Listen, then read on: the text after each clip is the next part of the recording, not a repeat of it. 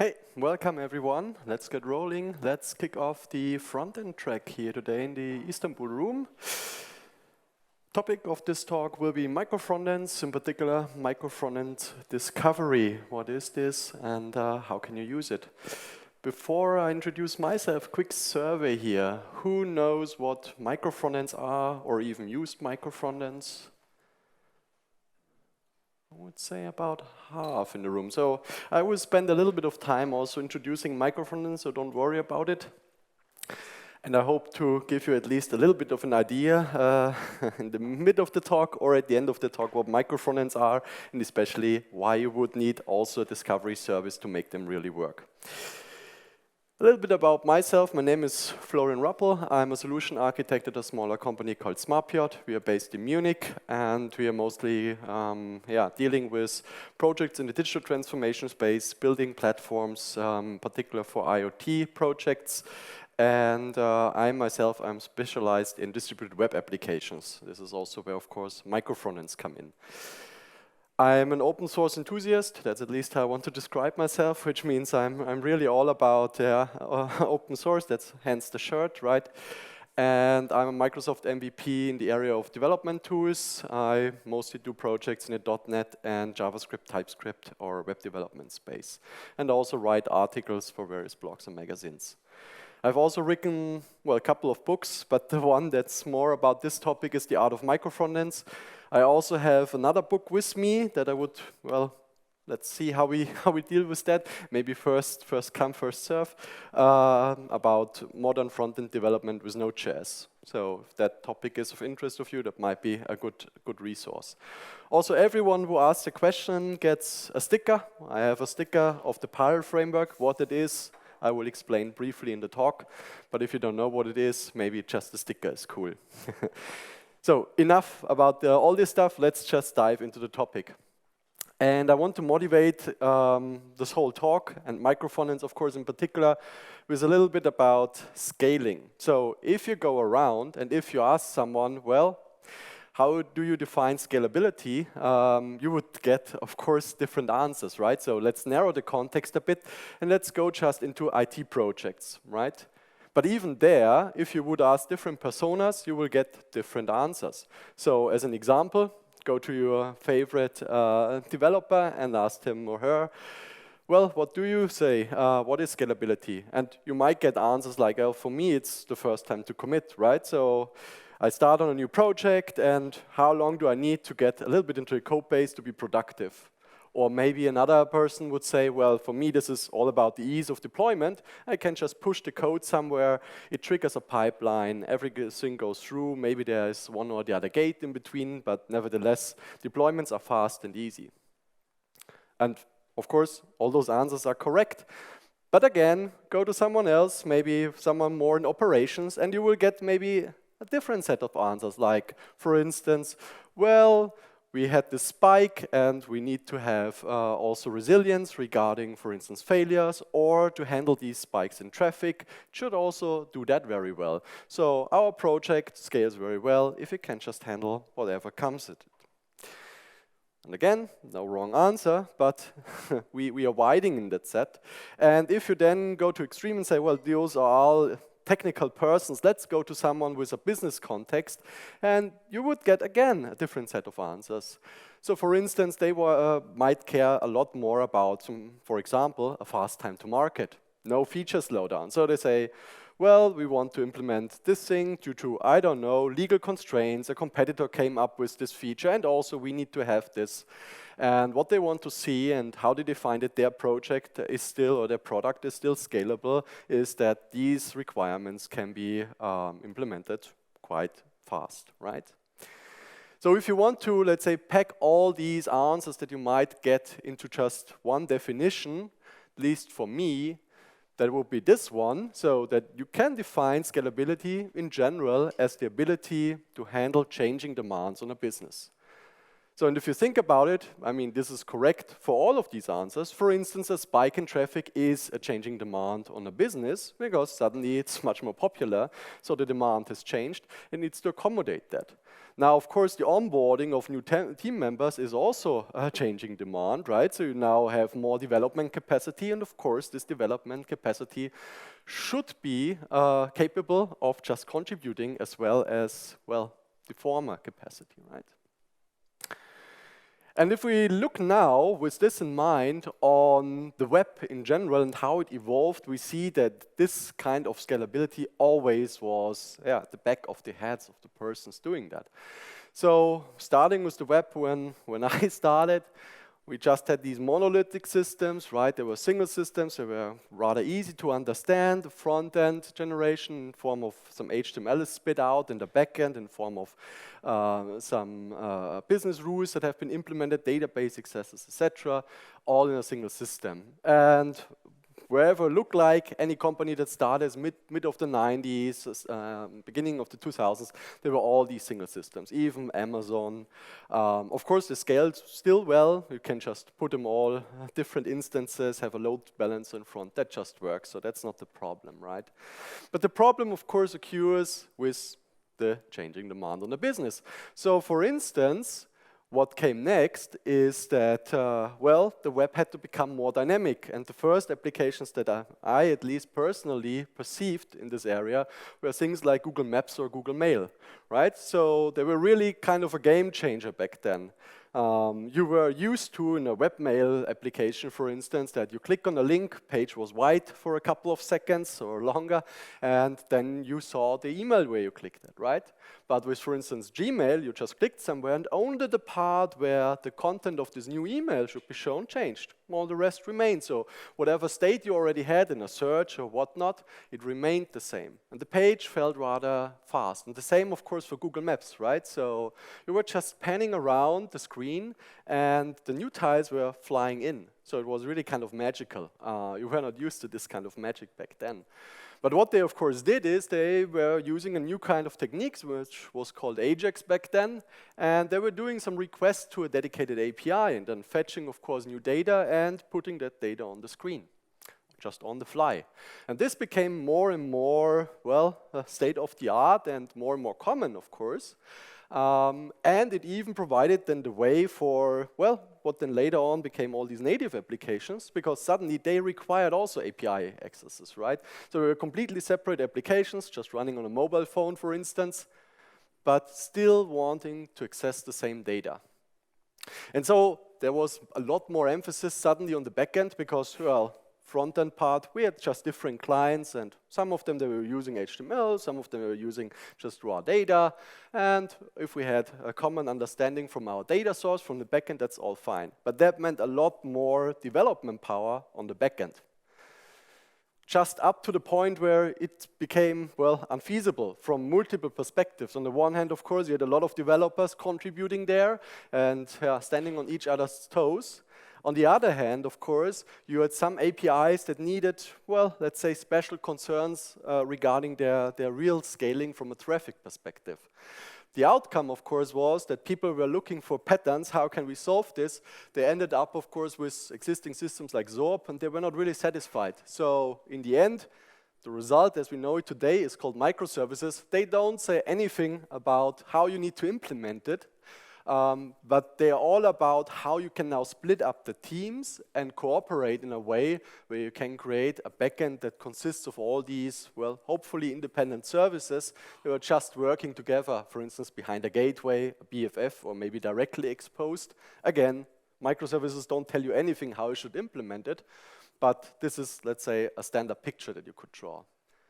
Nevertheless, what remained here is, of course, our front end, right? Quite often now implemented just as what we call today a single-page application, meaning we ship the minimalistic HTML, and the rest is then just rendered on the client that fetches the data directly from the backend. It's of course not the only way to do that. You can still have a server-side rendering, but that's a quite popular approach here. But what's then the next step, right? So we scaled that up. Now we have all the development capacity on the back end. Now the front end gets a lot more attention. We have all progressive web apps now. We have a lot of capabilities. Some people now say, now is the time to put finally HTML5 on as native clients on the smartphones. Now this time it works. So a lot more emphasis here, rise of the portal applications. Teams grow now in the front end as well. So what can we do here? And the best way, as always, is to look what we have we done already. So what if we just mirror what we did on the back end for the front end? And this is what is called micro-frontends. Like with the microservices, this thing doesn't tell you anything about how you should implement it. It's all about a team organization here. So micro-frontends, at its core, is just about a new way to organize teams.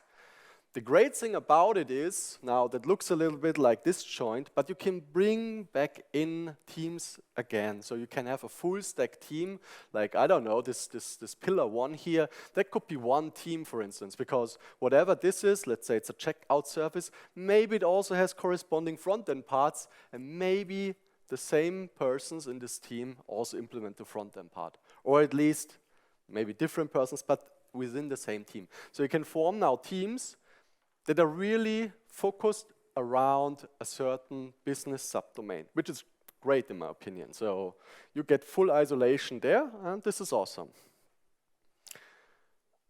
So in other words, what you can do is you can move from something that was previously grouped around skills or technology, like, I mean, here you had your microservice teams, right? And they were already quite nicely grouped. However, you still had a monolithic front-end team, and therefore you still had monolithic operations team and a monolithic business team. And of course, there was a lot of communication going on here because pretty much all these microservice teams had to communicate to business or operations. The front-end team, on the other hand, had to communicate with all the service teams here because, well, what do you change on your API now? And that, of course, meant a lot of alignment, a lot of inefficiencies. Now, if we move over, we can now form real cross-functional teams. This time, not grouped around a skill or technology, but grouped around a use case or customer need, which is quite great, right? So you have real verticals here, and each vertical is fully, well, autonomous. They can make business decisions. They can make operational decisions. They know when they want to deploy, when they want to add a new feature. Sure, there will be some alignment of overall. Whatever you have, there are sub-teams that serve a greater good, right? But that should be rather minimalistic. It shouldn't be like required on a, let's say, per day or per hour basis, but rather on, for our next sprint, our joint goal is, or maybe if you even leave the decisions, what is a sprint, etc., to the sub-teams, maybe just have, I don't know, a quarterly goal, product increment, or whatever you want to call it, goal, and align here. Right? So this should be rather minimalistic. And in my opinion, this all goes down to, if you say, take the Amazon approach of the 3-pizza team. So 3 8-person teams are more effective than 1 24-person team. I would always add that 3 independent 8-person teams, right? So because again, if they need to align, well, you're screwed, right? Everything scrum of scrums, everyone heard that? Yeah, those are all ways to make something inefficient, and you don't want to go there, right? So that's, let's say, what micro-frontends are in a couple of words. So it's rather just an organizational pattern, and you want to use this organizational pattern because you want to have efficiently small teams. Right, so what can happen? My favorites here. You start to implement micro-frontends, and maybe you use the tooling or framework of your choice, and you see there's something like this, or you even write code like that. And maybe the whole solution looks fine, right? So what can go wrong? I have this other micro-frontend, just call it here micro-frontend, and I just get something from this micro-frontend, some fragment, some UI component, right? So what could go wrong? Well, I mean, this is what I always call strong coupling. With this thing, essentially everything can go wrong. Because that might work on day 1, but on day 2, when this other team decides, well, that's not a default export, but I don't know, a named export, or we just shut off our micro-frontend wherever that lives, so there's a URL behind it, we shut that off, so there's nothing to import there at all, well, you're screwed, right? So wherever this code lies, this will break. So don't go there, don't make strong coupling, you can't afford that. At the end of the day, it's a little bit similar to microservices, right? When you always call the other microservice directly, you will, in the end up with a lot of trouble. Why? If the other service doesn't work, your service doesn't work. Always ensure that things keep working, even though, well, other things might change something, right? They might shut down, they might have trouble, they might change something in the API, accommodate for that early.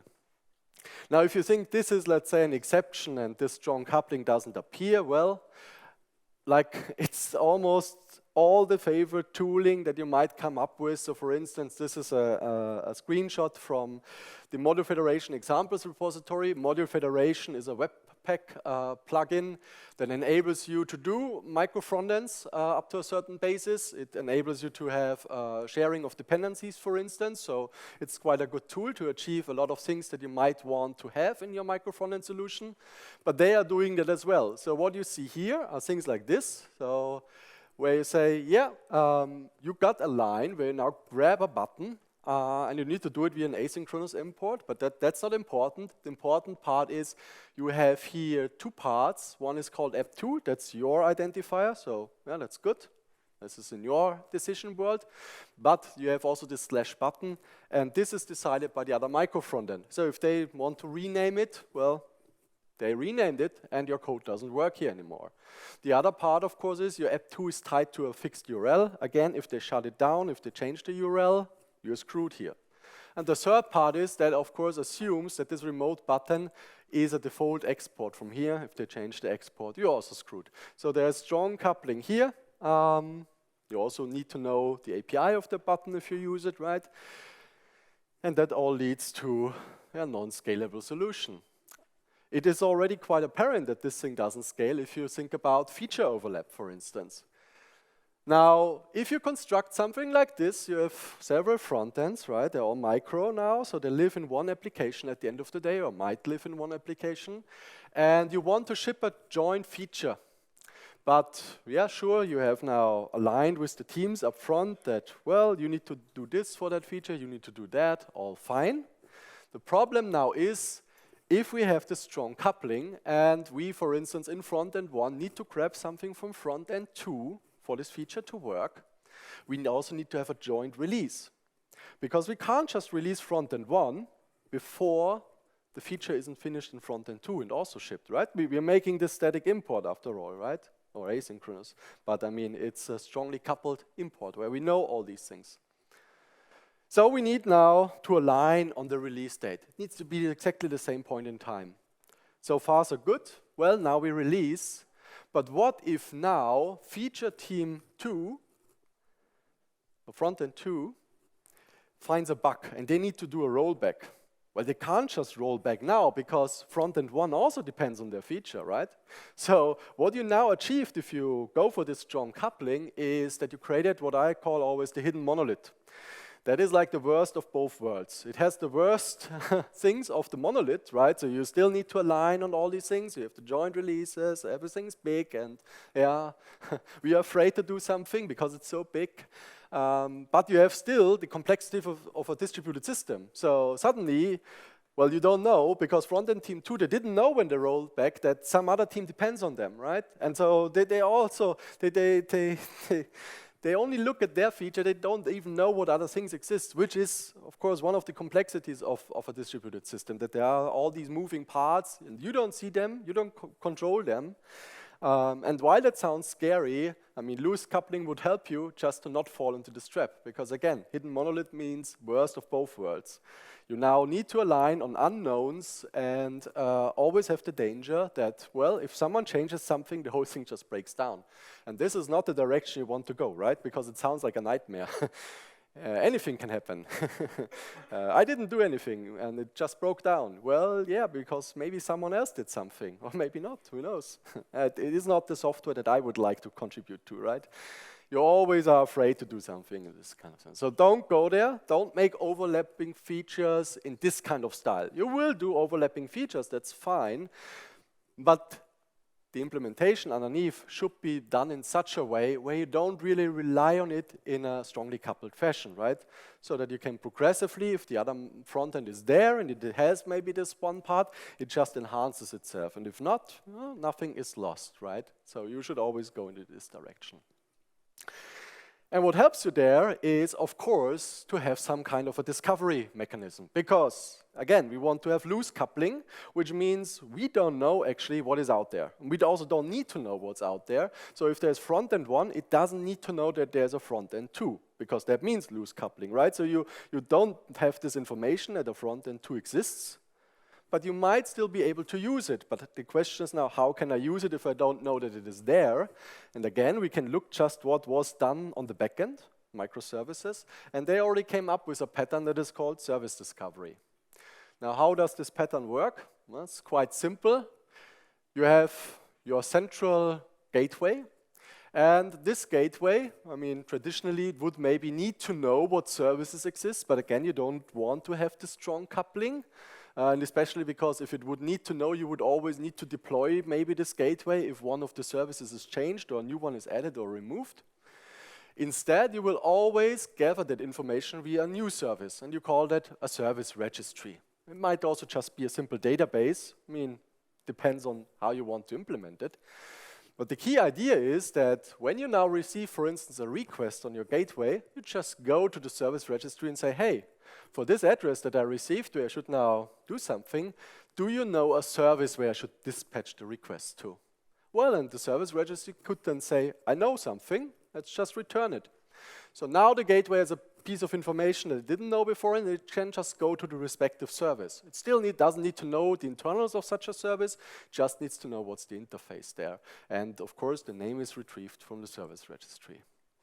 Now, all the services, they just go to the service registry. So whenever a service is deployed, it will go to the service registry, and it will say, hey, these are my endpoints, these are the things I would listen to, just store that and yeah, give it to someone who's interested. So this way we decoupled it perfectly, and we are always up to date, because if we ship a new version of service 3, right, service registry is updated, gateway gets the new information on new request, all works. If we deploy a new service, same idea.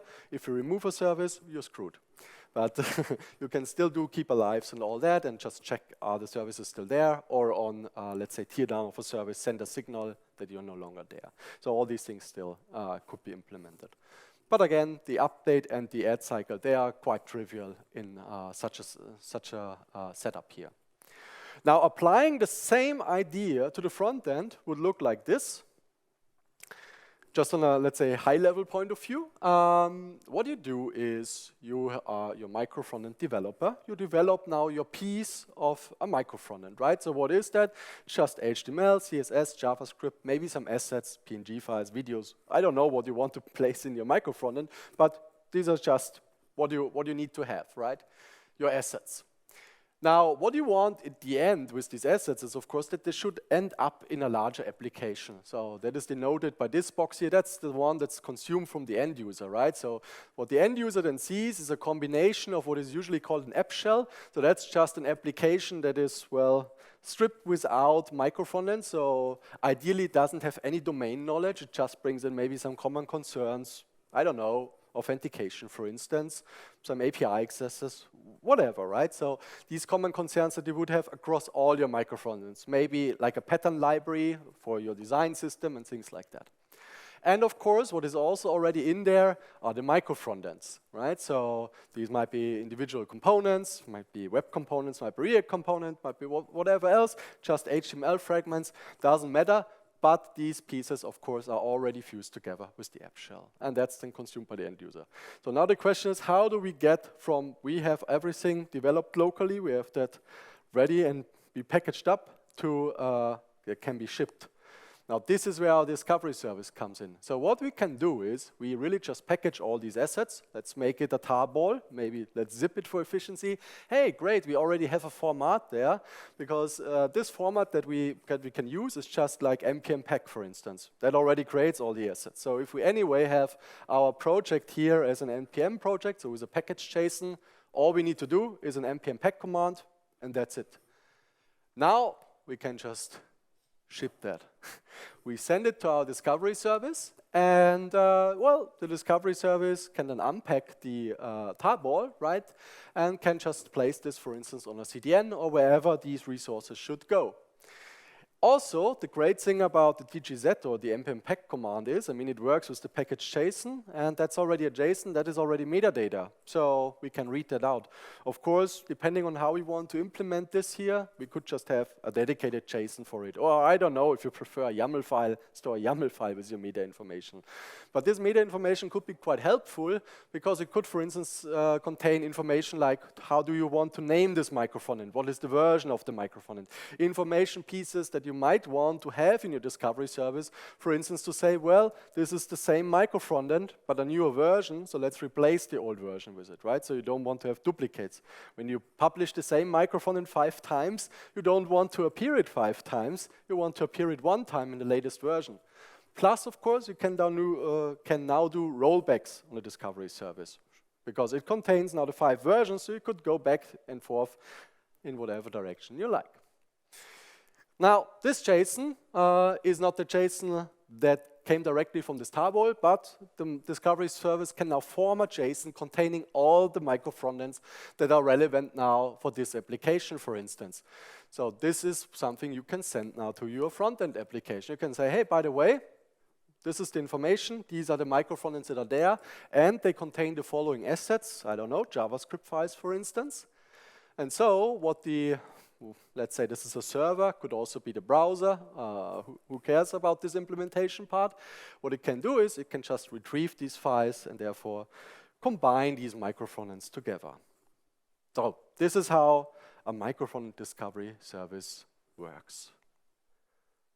And with that being said, that was all the part where you're in the cloud or you use some infrastructure. This is outside of your front-end application. So the other part of this question is then, how can we use then the components from the microfrontends discovered via such a mechanism? And that's the component discovery. So classically, what we've seen beforehand works like this. You have your microfrontend 1.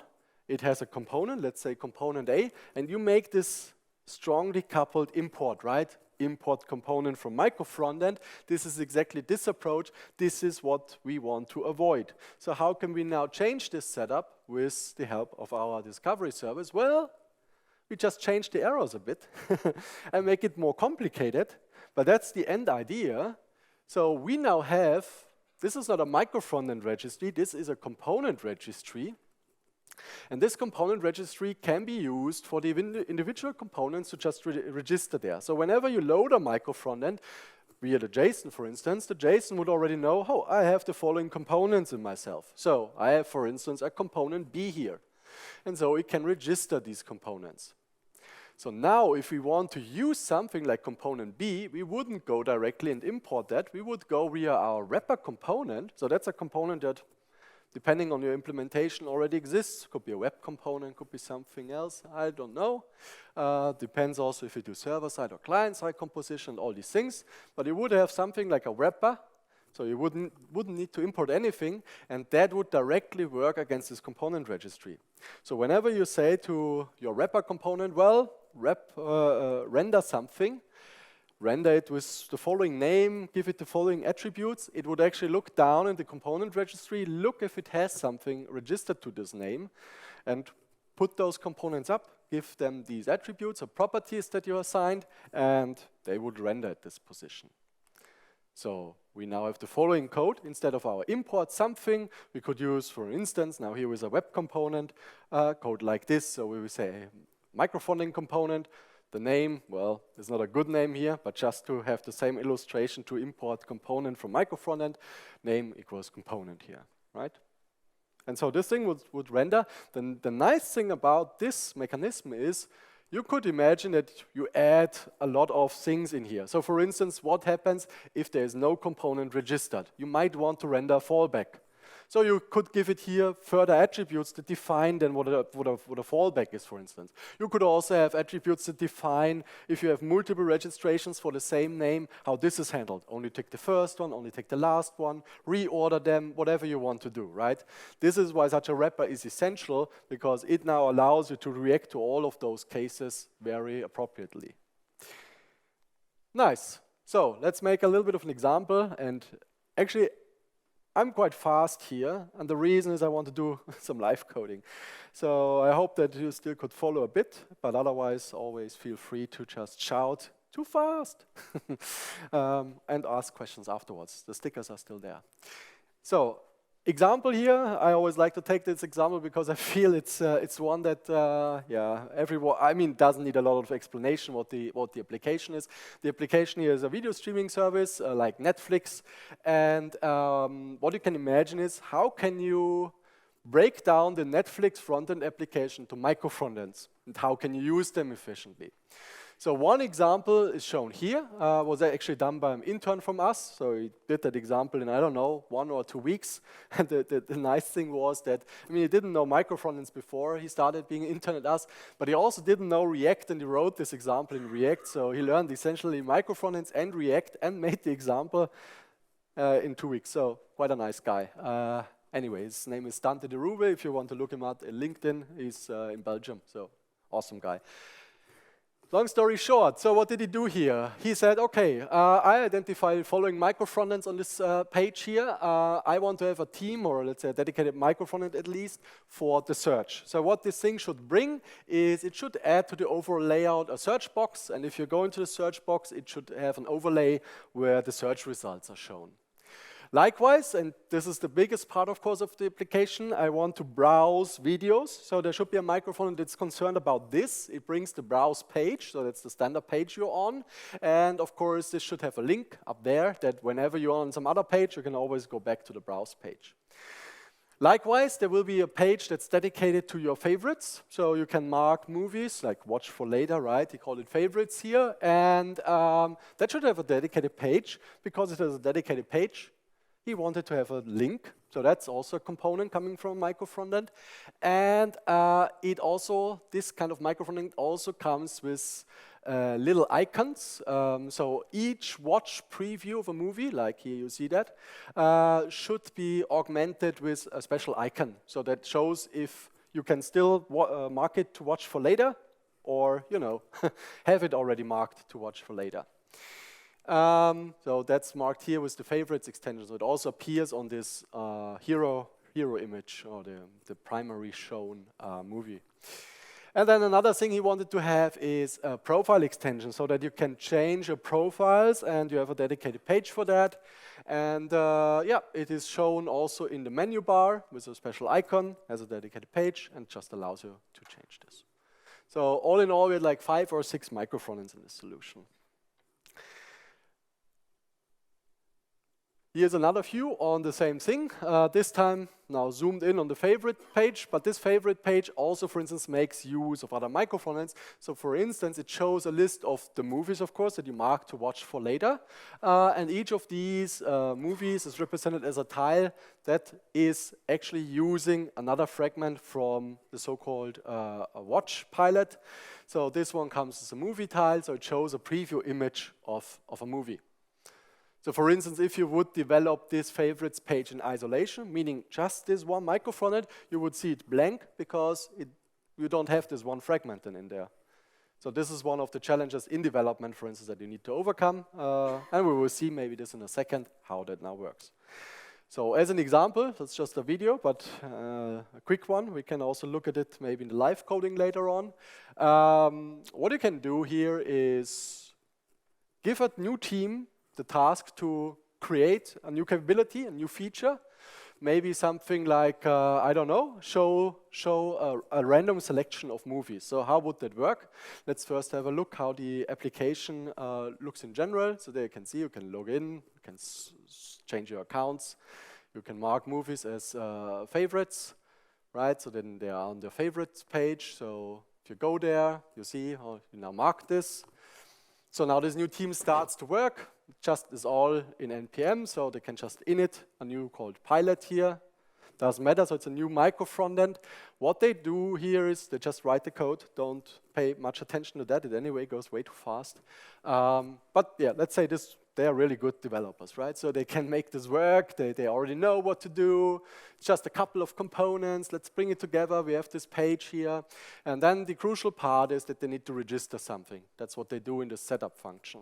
We will see all that in a little bit more detail in a bit. So then they can start, of course, development, the development server, and see, oh, what did we do so far? Well, we already have our link up there, and we have this page, but right now the page is empty, right? So what they could do, and this is how they overcome one of these challenges, they can bring in more microfrontends, that they can see, well, if this one microfrontend is there, what would happen? Well, now they loaded all other microfrontends. Wouldn't have been necessary, but they just do it. And they can see, oh, it just works nicely. It already looks good. Great. So 5 minutes, we are done. Let's go for lunch. Early lunch today. So great, they did their feature, but if they would go for the live application, it's of course not there, right? Because, I mean, they just develop locally. It just looks the same because they have this emulator, and the application is just, well, the same as it is online. Now, they build it, it works. What they can now do is they pack it. That's essentially the step we had before, and they make now a tarball out of it, right? So what can they do? So they have this tarball here, right? There it is. Yeah. So they can go to the feed service of their choice. In this case, I didn't use a command line. I just wanted to show it visually. They just press here, upload pilot, and now suddenly it's there, right? So they brought it online. They shipped the feature in essentially no time. Crucial part again, sorry for this video being so fast, crucial part was that they just had to publish that to their discovery service. And then it was already integrated because the architecture of the application followed essentially the concepts we went over beforehand. Before I go on, I want to show you now this thing in live. Right, so here we have this application. Oh, do we? No, we don't. I need to change the screen mirroring. Sorry. That looks better, I think. Okay, here we have this application in live. So there's a public demo. It's essentially the same thing as we've seen beforehand. Now, what I want to show here is two things. So let me just reload. See that this thing should work. So all good. Internet connectivity is there. Live demos, anything can happen, as we know. So this looks good so far. And let me also log in here, meaning access one of these profiles, because then I get access to these icons, right? So Tagesschau, I want to watch that later. Let's see how the world goes down. But anyway, so let's have that on my list, right? Is there something else? No, it's only the Tagesschau in there. It's good. So now, of course, you can ask the question as an example. Now, what would happen if I remove this favorites micro frontend? Now let's check this out. So let me also make that a little bit larger. Okay, so that's this feed service. That's the UI of that feed service I remarked before, and then we come to available options for feed service in a second. But that's the feed service. It's called the Spiral feed service. You can use it with any micro frontend, but the idea is that it essentially is a central basis for any kind of micro frontend that you develop. So in this case, we have our micro frontends of this demo application in there. And another nice thing that it gives us is, maybe I can make this larger. Anyway, it looks a little bit pixeled up, but is that it can give us an overview, not only what micro frontends are there, so we see those here in these green boxes, but also what they are using. So for instance, what are they using from the centrally shared dependencies? So these are packages that are shared already from this app shell, right, from the empty layer above. So that already comes as React and React Router DOM as an example. But also, of course, what they share between each other. For instance, there is this profile and the favorites, and they share the persisted state package as an example. So you see all that on one glance, which is quite cool. I always like that. Now the other thing is I can just go in here. Let me also make this because I want to have the table. We also can have this table here, and what I can do is I can change versions, I can make rollbacks, but I can also be quite evil and just turn it off. So meaning that it's gone. It's not deleted, but it will not be served, right? So yeah, if we do that, application still works, right? But there's no favorites here, of course. There's no favorites here, and there's no favorites here, right? So what did I do now? I pressed some button. But anyway, basic idea is all the things that were in this one micro frontend, they are gone. And there's not some if condition or anything in the code, because, I mean, the code doesn't care. Again, it doesn't even know that the favorites micro frontend exists. It's just that we don't ship it, so it doesn't integrate. So when we want to show something, well, I mean, the registry doesn't find something, so just nothing is rendered. So fine. Now, of course, you can do a lot of things with this kind of mechanism. That's a quite brutal mechanism that I can just turn on or off things. Usually you want to be more subtle than that, right? So you can, for instance, make rules and say, hey, this thing here, I want to make a new rule and say, I don't know, a browser filter, and then say, I don't know, only in Chrome. So I wouldn't show this feature in Firefox, so it should now again be hidden. Let's see. That is good. And then I should have prepared that. Sorry, I need to open Chrome.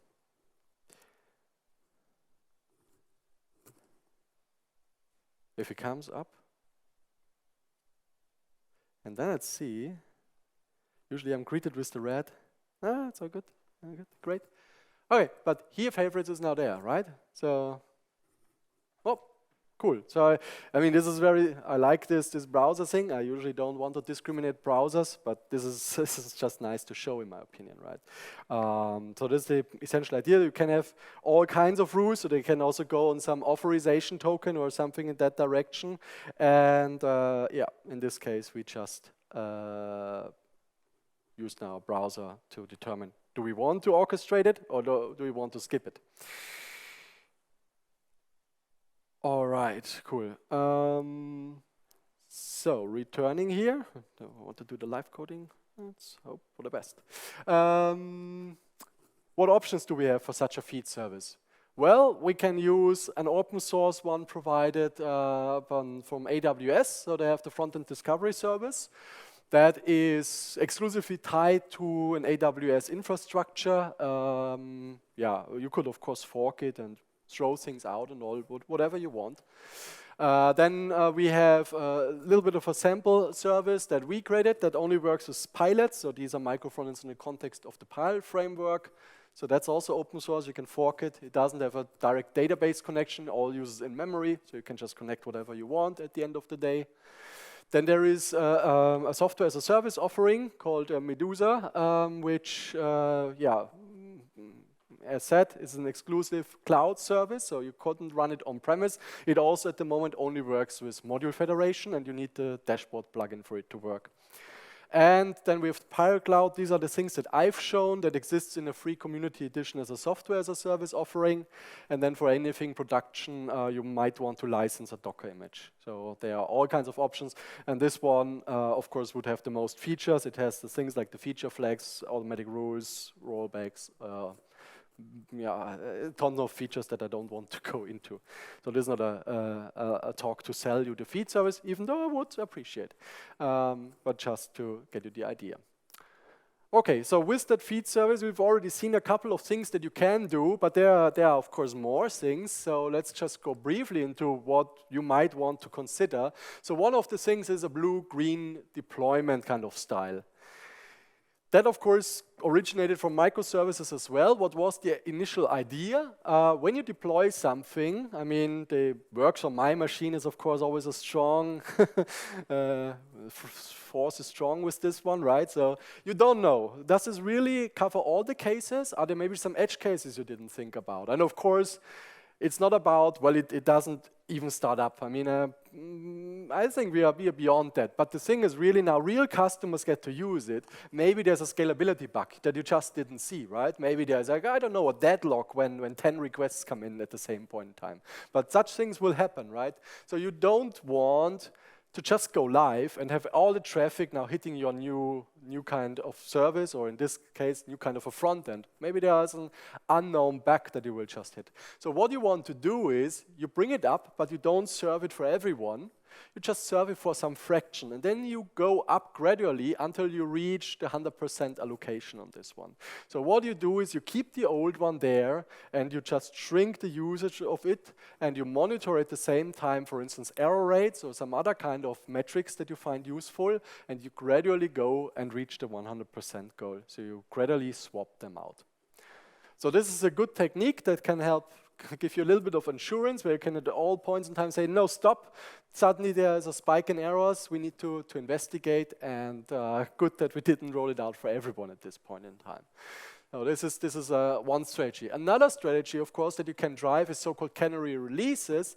The difference, so it might look quite similar at first, but the difference is that here you settle on some percentage. Maybe even on a particular user group, right? So maybe you have some kind of beta users, and you say the canary release only goes out to these beta users. That's something you can do very easily with the feed service, because as you've seen, you can make these rules. And I mean, it doesn't matter if it's now a browser rule or goes to your token and then identifies, I don't know, the email address that's there, and just looks in, I don't know, some table, is this email address part of our demo user group or something, right? So you can do that very, very easily. All right, so we are close to doing live coding. Awesome. So how does such a development lifecycle of a micro-frontend solution, in particular now using a discovery service, look like? Well, first and the most important part is you need to define some architectural boundaries, and let's say from a technical implementation point of view, the easiest part where you do it is in your app shell, because that will be your aggregation layer. It also defines, do you do, I don't know, client-side composition, server-side composition, something in between. What frameworks and tools do you want to use for, let's say, the parts that need to be aligned between whatever you shipped in there as micro-frontends. So that essentially defines how the solution will actually be, well, developed, and it continues. But eventually we will reach a certain stage where you say, now feature teams can start working on their micro-frontends. And as with, for instance, plugin development, you will not get it right with your first micro-frontend. You will then find things after the second or third micro-frontend, saying, I need to a little bit align it. I mean, ideally, it's not much alignment, and you just add a little bit of on top, or convenience here and there, or I don't know, resilience here and there. But that's the name of the game, right? So don't go in there with the anticipation that you will do the perfect system in the first run. It is just impossible. But that's fine. It's an iterative world, and it's all good. So you ship then at some point in time, you're good, and say, now let's go live. But this go live here wouldn't be alone, because as we've seen with the Netflix application, if that would be empty, right, not even a movie in there, I mean, what's the point of it? So you need at least some micro-frontends potentially to bring already a little bit of functionality, right? So for the Netflix example, without the browse pilot, the browse micro-frontend, that there wouldn't be a point in shipping this thing. So you have now your version 1 of your microphone ready, you can go live. And from that point on, it really doesn't matter. So you just continue to ship version 2, 3, 4, and so on, and you don't care about the maintenance lifecycle of this application shell, because, I mean, you're fully decoupled, right? So you can do whatever. And likewise, you can, of course, start the development of other micro-frontends, like a B and a C, right? So you then say, hey, micro-frontend B comes, and now you start developing this. Micro-frontend C comes, and now you start developing that. And again, the important point is you don't need to have now joint lines here. So this line doesn't collide with anything here, and this also doesn't collide with anything down there. And that's, of course, okay, because that's what you want. You want to have this independence of the teams, that they at least make decisions when is a good point in time to deploy. Surely, depending on the project, you might want to have joint releases for whatever reason. So for instance, we had a lot of projects in the medical space, and there was a lot of regulation, a lot of signing off, and also for cost efficiency, you want to have the joint release. That's just a regulation thing here, right? But yeah, that really depends on the boundaries of your specific business. And you can, of course, come up with these boundaries. But the teams themselves, for instance, doing technical decisions, they should be rather independent and autonomous. Now the great thing is, and I mean we didn't do it right now, but hopefully we'll do it in a live demo, is that this you can of course use to stage now certain features. So as an example, this is for an older project, as you can see. We implemented all this discovery. We had it in, for instance, Azure DevOps in this case, and connected it to the releases feature of it. And so what we've seen was a dashboard like this, where you could pick anything. Like here, there was an API key management module, and you could see in what environment that for here was the version deployed. So you could see the productive version is 16. It's already quite far beyond the 21, which is active in all other environments, as an example. So you could quite easily see on one glance what you deployed where the different features are. And this really gives you quite some granularity, also from a business perspective. So I also want to leave room for time. Room for questions, but oh, good. But let's do some live coding. So sorry, 5 minutes and then some questions. Or let me just see quickly how many questions are there at the point in time. I want one at least, so that we can cover that in 5 minutes. Maybe more with the live coding. So, okay, let's do the live coding. So, what I have here, I have maybe let's just start this one. npm start. I have an application that uses no framework whatsoever. There's no React, there's no Angular, there's no whatever your favorite front-end framework is. It's all about now this concept here. What the application looks like, if you're familiar with microfrontends, you might know this thing because Michael Gers, another great author and speaker about microfrontends, came up with this example years ago. It's the tractor store.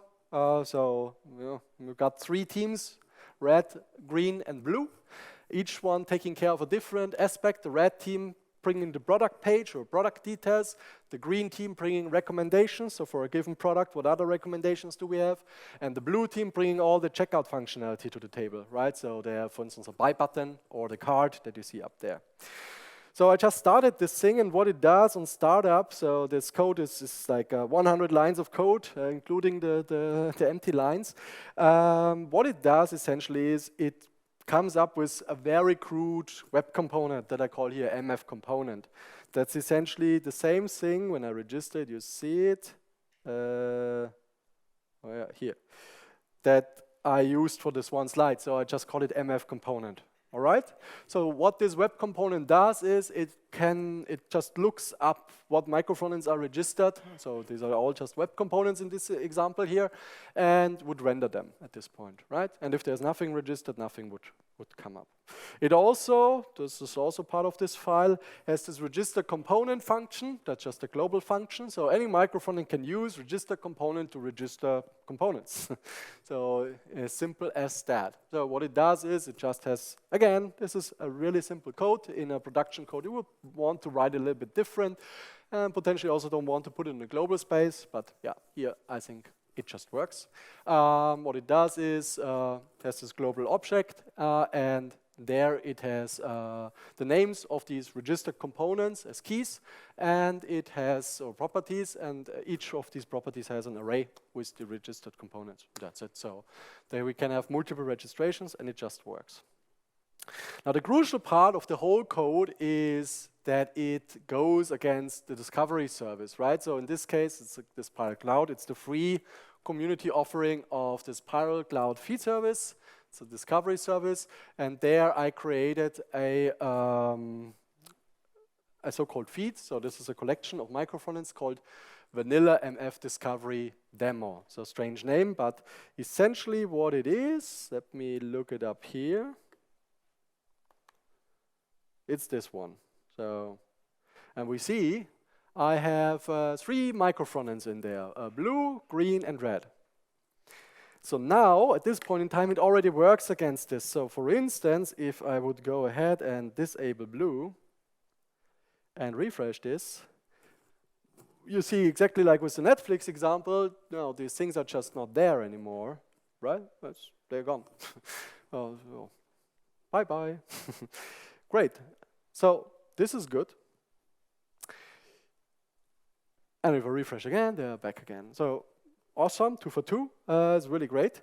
Otherwise, the application is just working, right? You can just click around and it will work. Now, what you can do as an example is, I mean, a feed service gives you multiple things, and we could send custom headers and whatnot here. But one easy thing to do is we can use a feature called tags. So essentially what tags allows us to do is to have some kind of different environments, so that, for instance, for a preview, we publish something to another tag, let's call it next. And then there is a newer micro-frontend in next than it is in latest. So when someone gets latest, it's the latest ensemble of micro-frontends. But if this person goes now to next, it gets the next level micro-frontends, right? So just as an example, changing this, can I do that on the fly? Let's see. I can't. Maybe I need to restart the server. Or if the disable cache is there. Yeah, great. So this worked. Now I have a different price here, right? Is nice. I could even, of course, go ahead and say, hey, let's make this maybe dynamic. So what we could do is I just make a new URL and I say from this one with the, I don't know, search params, get me a search param, so a query parameter called tag. If there is none, maybe let's fall back to latest because, yeah, we want to have the standard behavior. So what did we achieve now? Let's just load and see. We got the 66 price here, right? And the others have also, so there's pre-corona prices for the tractors, so to speak. And now a little bit updated. I mean, energy prices and everything went up, so we need to do that, right? So what can we do? It's life. So yeah, so we just check out how would it look like with our next update of our tractors, and you would get now new prices. Of course, ideally, this data is stored in some database. It's just now for the purpose of the demo that we have all this data statically inside the micro-frontend, right? But you get the idea. So last thing I want to show you, and then I have enough time for the question, is how do you deploy this? So we had, for instance, a deployment for the micro-frontend Blue here. So what do we need to do to deploy it? And all the code is on GitHub, so if you want to check it out later and more depth, you can do that. So this is what happens in micro-frontend Blue. When this thing is, let's say, included, this is just this JS file. It registers the two components. One is called basket, the other one is called buy. And then, per my own notation, again, very simple approach, I register here the name of the web component that I take. So on the one hand, we have the basket info, and on the other hand, we have the buy button. So these are web components. Ideally, if you want to go with such a setup as here, I would advise you to have a mechanism where you can lazy load them. So that would be much better than what I do here. But this, again, is only for didactic purposes done in this fashion. So what you see here is just this web component basket info as an example. Now, if you want to publish, I have a deploy command. And essentially, this is the command I use. It uses a little tooling called publish micro-frontend. That's a package on NPM. You could just give it a URL of a discovery service. Any discovery service that implements this standard interface that's working with publish micro-frontend works there. Then in this example, I already used the next tag, but that's an extension. So you can also just drop that. It would just go to latest, right? It doesn't matter. And I don't want to give it an API key because that's the GitHub repository code, right? Of course, I could work with an API key stored in some environment variable or so, but for demo purposes, I use an interactive login. So if I would do that, and let's publish a version 1.05 just to get that done, I run the deploy script here. So it starts, or it just goes so fast, right? But we'll have a look at the console in a second. It opened the browser, so I just say login now, do all that. It does that, and when it does that, it should update this to 1.05. Not sure now if have you already succeeded here? Yeah, so maybe something went wrong or not. Oh, okay, maybe I just lost WebSocket connection. But key point is it all did it successfully. We also get here the success. And yeah, that was the whole publish process. So that was the end of the micro-frontend publishing. So now we got the 1.05 up there, which can just be discovered and is part of that. So quite easy process. All right, with that, thanks for the, we'll come back to the question after that, right? Thanks for listening, and have a great conference.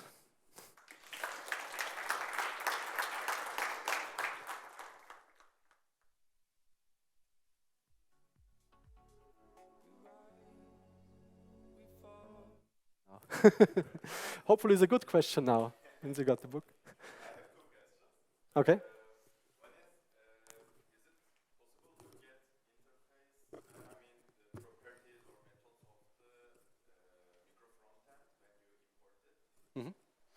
I mean, that, yeah, sure. I mean, that is all the part of information that the discovery service has, depending on how you set it up. So for instance, in Pirel, you got all these properties. You get the names, you get the description, you get everything. That is also, I mean, that is the answer to the question lies in how do you serialize the JSON information that comes from the discovery service, right? So there are multiple representations. So you can have a very simple one where you just have a name to, I don't know, a links mapping, so JavaScript URLs. But you can have more information. So for instance, what we do in Pirel, or what also a standard, there's a standard or an upcoming standard out there for such information. There's a lot more information in there, like the version at least, descriptions, all that, right? So, and depending on how much things you want to have in there, that, yeah, you can go in all lengths there, yeah. You can do that.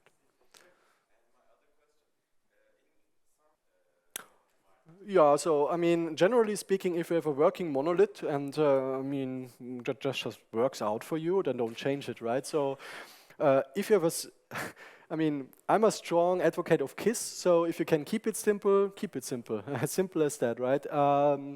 Now, there might be several reasons why you want to go for micro frontends, right? So for instance, I mean, extreme cases, you have multiple teams and you even want to work in distributed repositories. So for instance, each team their own repository for whatever reason, right? Then of course, micro frontends are a good way because now they can work independently in their own repository.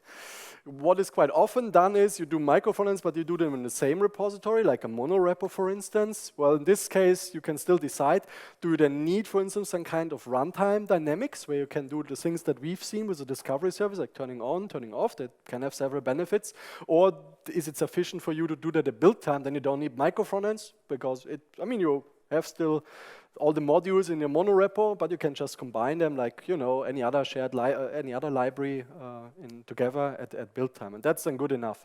But there are, I mean, as mentioned, certain aspects why you would want to go there, but they might not apply to you. So then be happy with the monolith. Can't be simpler and more efficient than that.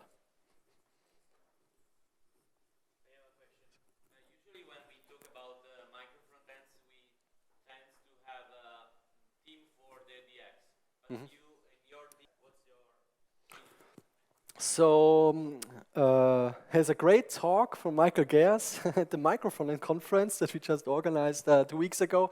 It was called "How Deep Is Your Microfrontend?", where essentially this thing was discussed. And the deepest you can go there is if the DX, or let's say general, everything is already fully there in one microfrontend. So you don't need to have this centrally discussed anywhere. But of course, realistically, of a developer experience, in my opinion, is something that at least up to some degree is part of your general architecture. So for instance, what we've seen there with the Netflix example, I mean, this one uses Pirel. So, and Pirel really tries to figure the DX already fully out for you, right? So it comes up with this concept of the emulator, which eliminates any kind of how do I now run this in isolation, right, concern.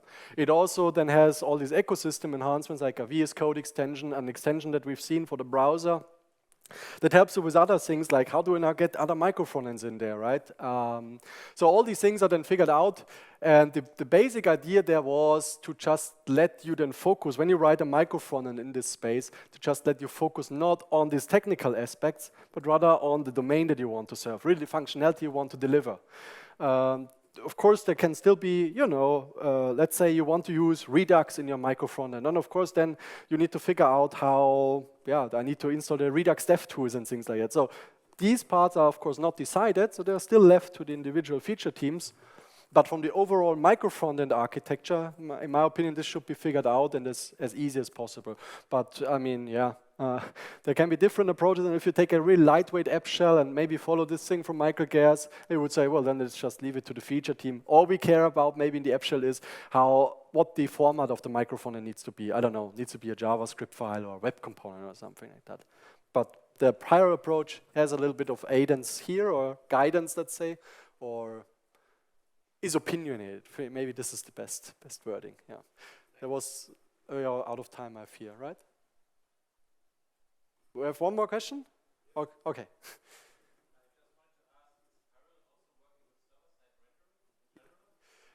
Yes, it is working with server-side rendering in general. However, with the version 1 that we also released, I mean, the big focus as Pyle was on the single-page application portal applications. So getting the server-side rendering up is, in my opinion, let's call it, yeah, it will take a little bit of manpower to get that done. You can, of course, there are certain ways, right? So it always depends on what are you after, right? So, for instance, server-side rendering the app shell itself, and then the components from the microphones, they are hydrated in. This is not so difficult, or already getting, let's say, a huge performance boost because the response from this feed, you don't do the request when it's in the browser, you can do that server-side already, so you can deliver something much faster there. So you can already do some things like that very easily, but then really having, you know, the full page with whatever microphones might now contribute to this page rendered, that's rather challenging. But that's something we will change with Pyle version 2. I also demoed that at the Microphones conference for 2 weeks ago. This will be quite cool because it follows then a kind of architecture that is known as island architecture. Essentially what it does for you is it renders what you told it to render, or what you didn't tell it to not render, let's say, told it to not do that. Anyway, it renders it all on the server if you use a server, right? And then it hydrates the things that you still say, well, those things you also want to hydrate. And it works with concepts like resumability, things that we also will hear in Giorgio's talks, from the ideas that have been advocated by frameworks like Quick. So essentially this microphones without any performance penalty, which is quite cool in my opinion. So and we will start with a closed beta with that in like 2 months, and then go to an open beta end of the year. And let's see when we will release version 2 of Pyle. Yeah.